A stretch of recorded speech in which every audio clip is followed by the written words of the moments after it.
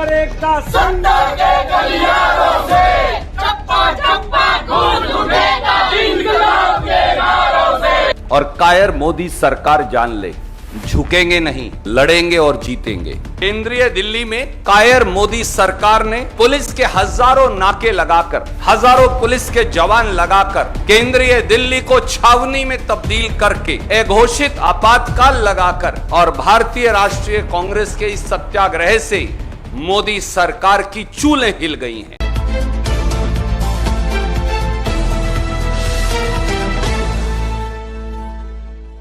आज एक ऐतिहासिक दिन है और कायर मोदी सरकार जान ले, झुकेंगे नहीं, लड़ेंगे और जीतेंगे। आज फिर आगाज होगा एक गांधीवादी सत्याग्रह का। आज फिर आगाज होगा एक नई क्रांति का कायर मोदी सरकार के खिलाफ।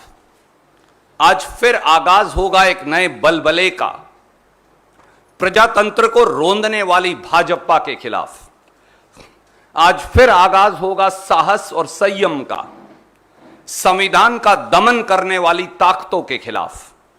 आज फिर आगाज होगा, निडर और बेखौफ होगा, गुलामी की पहचान बनी मोदी सरकार की दमनकारी नीतियों के खिलाफ।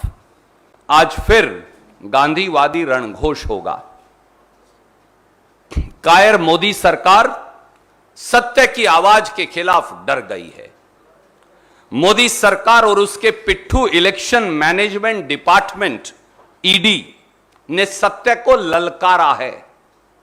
सत्य को आवरण की जरूरत नहीं, न उसे दबाया जा सकता, न झुकाया जा सकता। केंद्रीय दिल्ली में कायर मोदी सरकार ने पुलिस के हजारों नाके लगाकर, हजारों पुलिस के जवान लगाकर केंद्रीय दिल्ली को छावनी में तब्दील करके, अघोषित आपातकाल लगाकर यह बात साबित कर दी है कि कांग्रेस के सत्याग्रह को श्री राहुल गांधी और भारतीय राष्ट्रीय कांग्रेस के इस सत्याग्रह से मोदी सरकार की चूलें हिल गई हैं। श्री राहुल गांधी के नेतृत्व में शांति प्रिय व गांधीवादी तरीके से सत्याग्रह की मार्च तो निकलेगी ही। न इसे अंग्रेज दबा पाए, न हमें अंग्रेज दबा पाए और न अंग्रेजों के उस समय के मुखबिर और आज की सत्ता के हुक्मरान दबा पाएंगे। हम दृढ़ता से, शांति प्रिय और गांधीवादी तरीके से बीजेपी के इलेक्शन मैनेजमेंट डिपार्टमेंट ईडी तक श्री राहुल गांधी के नेतृत्व में पैदल मार्च करके जाएंगे। उनकी झूठ की अदालत में सत्य की बिसात पर आधारित हर सवाल का जवाब देंगे। यही हमारा संकल्प है और यही गांधी का रास्ता। भारतीय राष्ट्रीय कांग्रेस को झुकाने के लिए, हमारे नेतृत्व को झुकाने के लिए 8 साल से मोदी सरकार ने एड़ी चोटी का जोर लगा रखा है। लेकिन श्री राहुल गांधी और कांग्रेस का हर कार्यकर्ता, हर नेता देश के साधारण व्यक्ति, देश के वंचित, देश के शोषित, देश के गरीब, देश के दलित, उनकी आवाज उठाने के अपने कर्तव्य पर अडिग है और अडिग रहेंगे। हम लोकतंत्र के सिपाही हैं और संविधान के रखवाले हैं। मैं फिर दोहराता हूं, हम लोकतंत्र के सिपाही हैं और संविधान के रखवाले हैं। हम ना डरेंगे, ना दबेंगे, ना झुकेंगे, केवल चलते जाएंगे जब तक जीत हासिल ना हो जाए और हर भाजपाई हथकंडे को विफल कर दम लेंगे। भारतीय राष्ट्रीय कांग्रेस 136 साल से इस देश के हर व्यक्ति की आवाज है। हम उस गांधी के वंशज हैं जिन्होंने निहत्थे रहकर देश की जनता की ताकत के बल पर तानाशाही ताकत को, अंग्रेज की ताकत को हिंदुस्तान छोड़कर भाग जाने को विवश कर दिया था।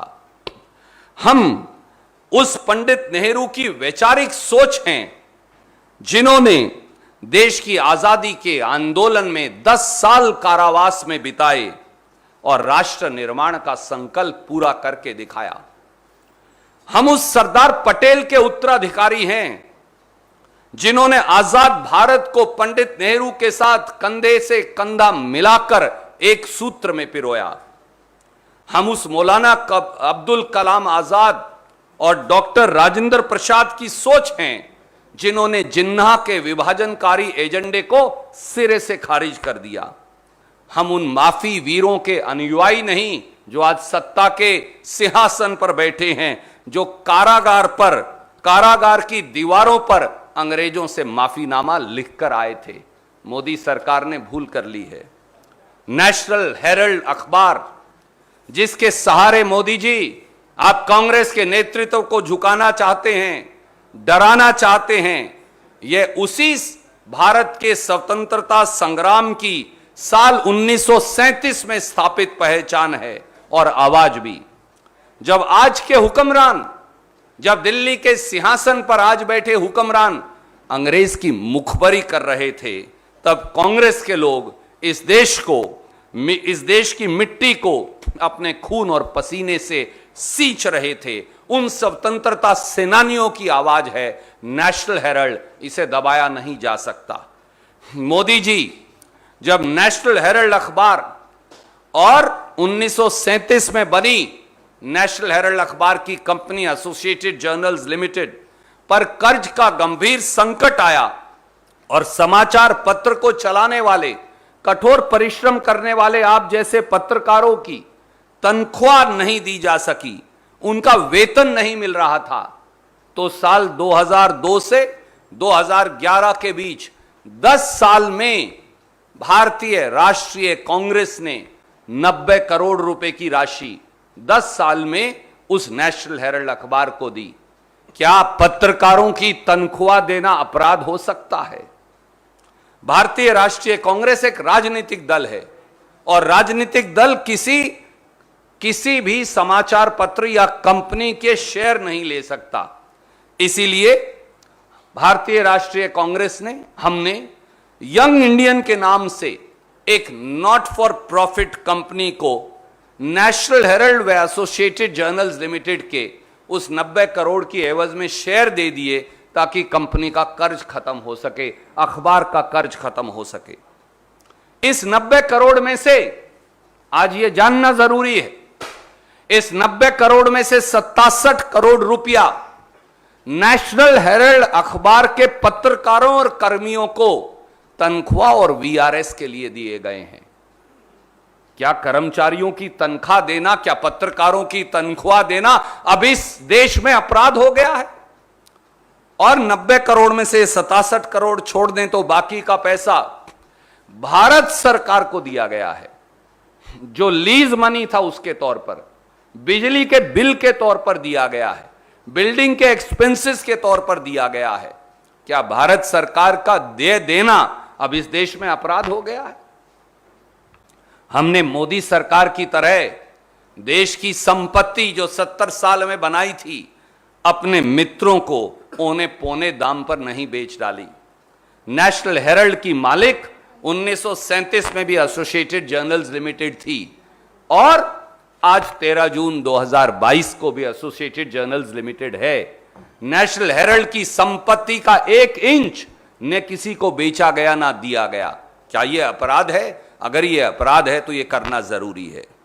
नरेंद्र मोदी जी, आप और आपका इलेक्शन मैनेजमेंट डिपार्टमेंट अच्छी तरह से जानते हैं कि नेशनल हेराल्ड और यंग इंडियन की एक खोटी चवन्नी भी ना कांग्रेस पार्टी ने, ना हमारी अध्यक्षा श्रीमती सोनिया गांधी ने, ना हमारे नेता श्री राहुल गांधी ने, कांग्रेस के किसी नेता या कार्यकर्ता ने आज तक नहीं ली, और ने ही नॉट फॉर प्रॉफिट कंपनी से आप तनख्वाह, डिविडेंड या किसी प्रकार की राशि ले सकते। यहां तक कि आप तो नॉट फॉर प्रॉफिट कंपनी का शेयर भी नहीं बेच सकते, चाहें तो भी। वो केवल और केवल दूसरी नॉट फॉर प्रॉफिट कंपनी को ही दिया जा सकता है।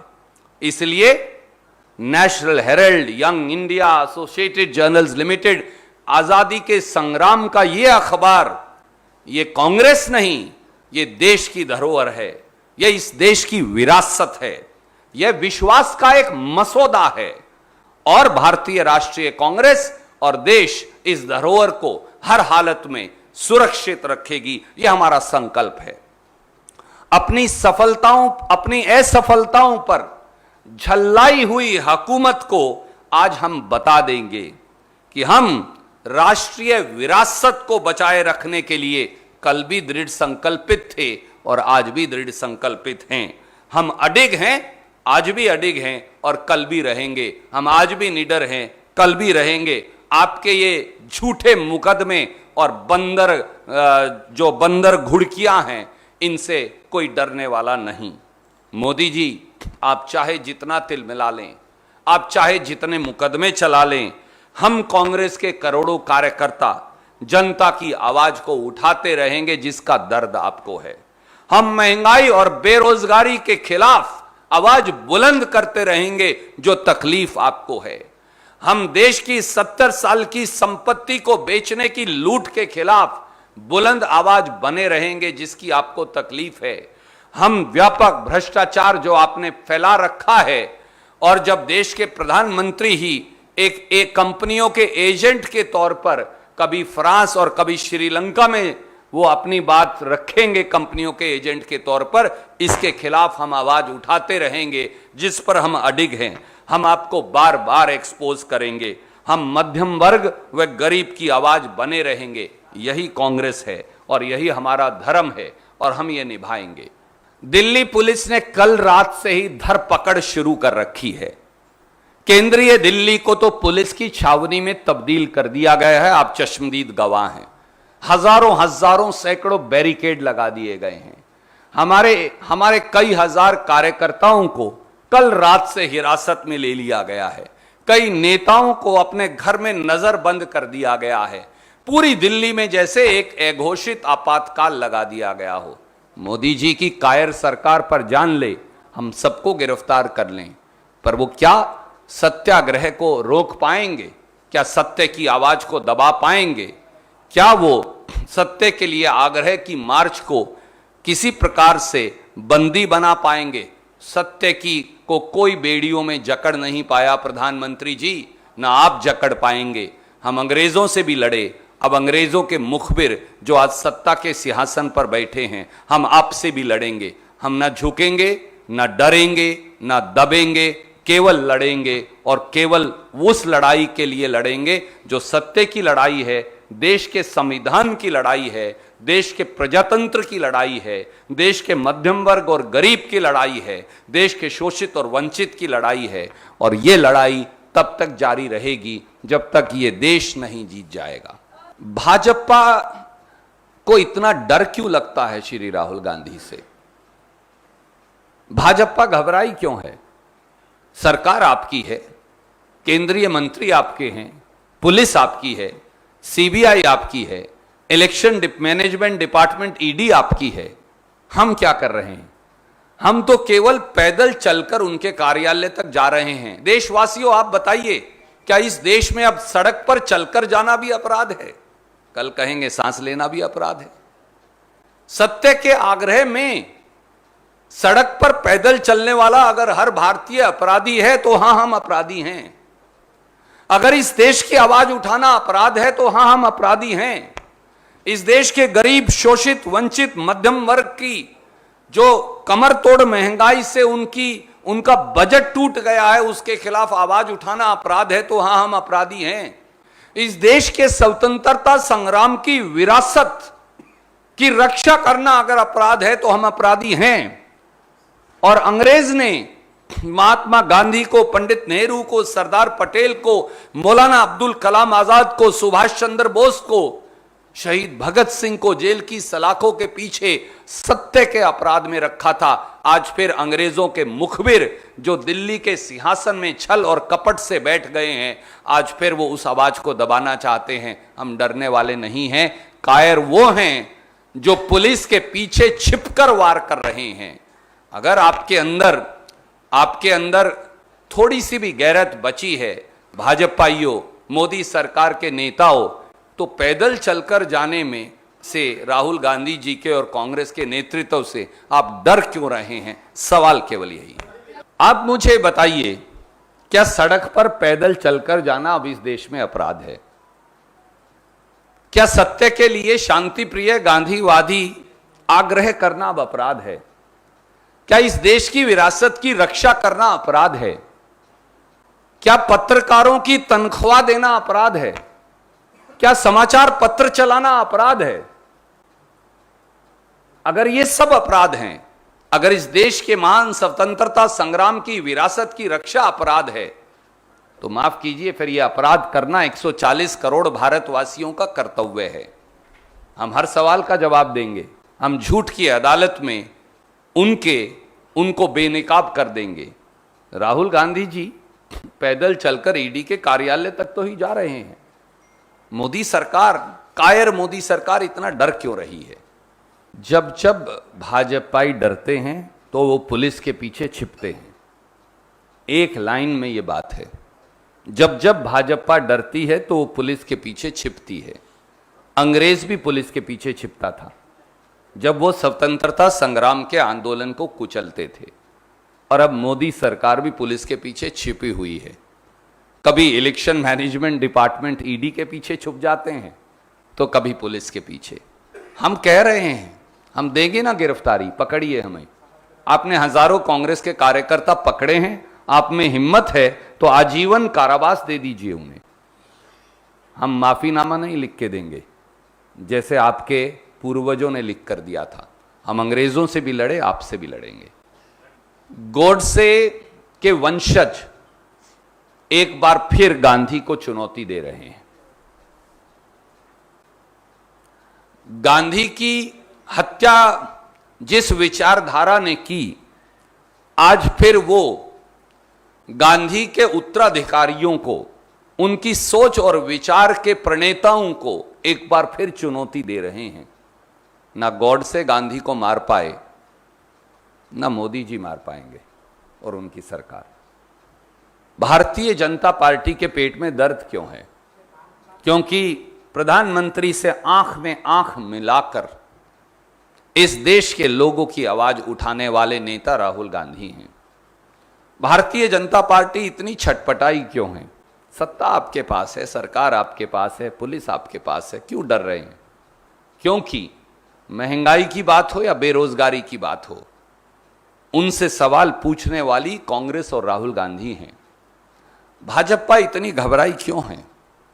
क्योंकि वो ये जानते हैं कि कांग्रेस ही वो ताकत है जो भाजपाई भ्रष्टाचार को बार बार उजागर करती है। क्या आपने कभी सुना था कि इस देश के प्रधानमंत्री कभी फ्रांस में एक कंपनी की वकालत करने जाएंगे, कभी श्रीलंका में उन्हें ठेका दिलवाने जाएंगे? क्या प्रधानमंत्री का काम कंपनियों को ठेके दिलवाना है? क्योंकि ये सवाल राहुल गांधी पूछते हैं, इसीलिए मोदी सरकार डरती है। पर इससे हम घबराने वाले नहीं। हो सकता है प्रधानमंत्री जी को बुलेट प्रूफ 100 करोड़ रुपए की गाड़ियों की जरूरत हो और 10,000 करोड़ के राजमहल की जरूरत हो, देश की विरासत को खंडित करके, परंतु श्री राहुल गांधी किसी भी देश के और नागरिक की तरह 1 किलोमीटर पैदल चलकर जाना सही मानते हैं, अपने साथियों, अपने कार्यकर्ताओं, अपने नेताओं के साथ, क्योंकि यही हमारा धर्म है। हम इस धर्म के लिए दांडी मार्च महात्मा गांधी ने निकाली थी। इसी धर्म और सत्य की खोज में भारत छोड़ो आंदोलन किया था, जिस आंदोलन में इसी नेशनल हेराल्ड अखबार को अंग्रेज ने तब भी प्रतिबंधित किया था। याद करिए, 1942 से 1945 तक अंग्रेज ने भी नेशनल हेराल्ड पे बैन लगाया था। अब अंग्रेजों के मुखबिर एक बार फिर नेशनल हेराल्ड से लड़ रहे हैं, इसलिए डर भी रहे हैं। पर हम उनके इस डर को सत्य के आवरण में तब्दील कर देंगे, यह हमारा संकल्प है। धन्यवाद। अगर आप चाहते हैं गरीब हर वंचित इंसान की आवाज आप तक पहुंचे तो हमारे चैनल को सब्सक्राइब करें और बेल आइकन का बटन दबाना ना भूलें। देखते रहिए बहुजन न्यूज।